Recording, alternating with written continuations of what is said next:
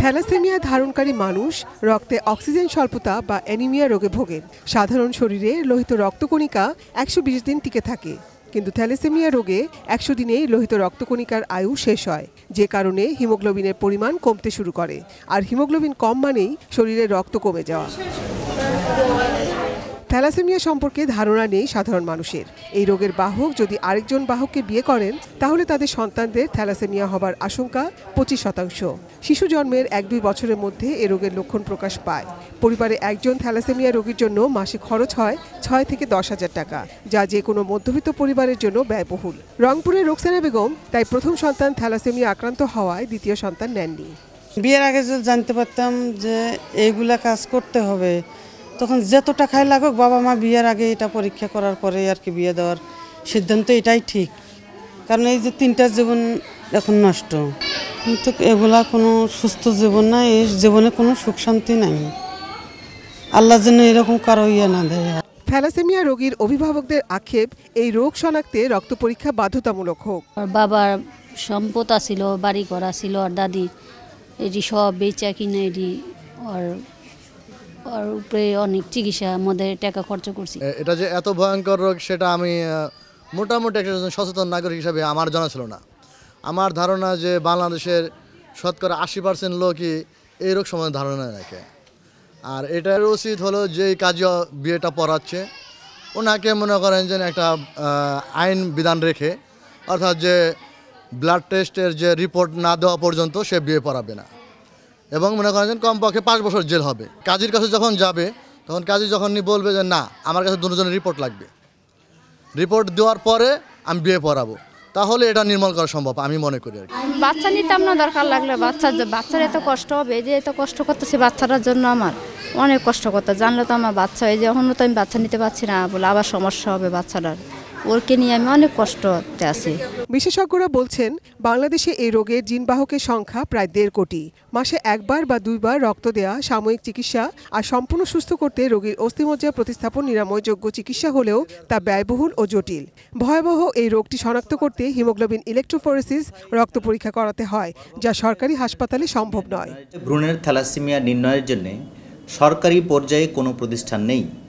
বাংলাদেশে একটি মাত্র বেসরকারি প্রতিষ্ঠান এই পরীক্ষা করে থাকে। কাজেই মায়েদেরকে অনেক উচ্চ মূল্যে এই পরীক্ষা করতে হয়। উচ্চ মূল্যের কারণে সবার জন্যে এই পরীক্ষা করা সহজ হয়ে ওঠে না, ফলে সেই সংসারে আবারও একটি থ্যালাসেমিয়া আক্রান্ত শিশুর জন্ম হয়।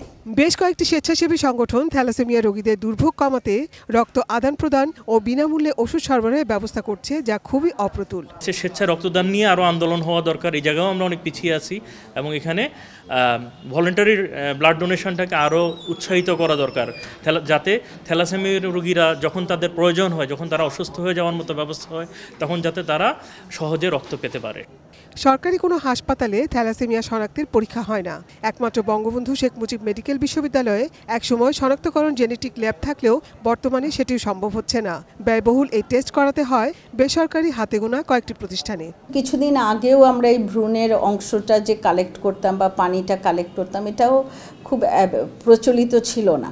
এখন বঙ্গবন্ধুতে এটা আমরা নিয়মিত করছি এবং আমরা আশা করছি যে অচিরেই বঙ্গবন্ধুতে আমরা ইনশাল্লাহ এটা করতে পারবো।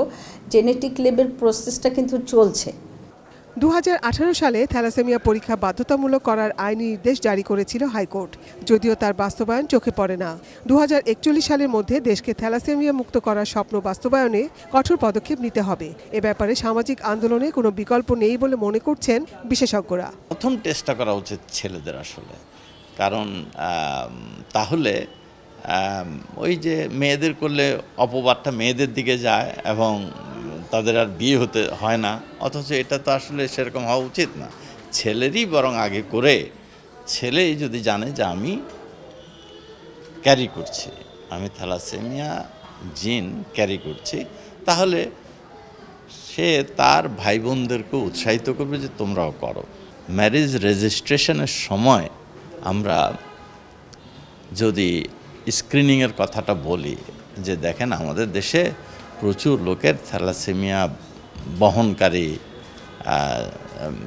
জিন আছে, তাহলে আপনারা একটু স্ক্রিনিং করে নেন, যদি আপনাদের সন্তানকে আপনারা নিরাপদ রাখতে চান।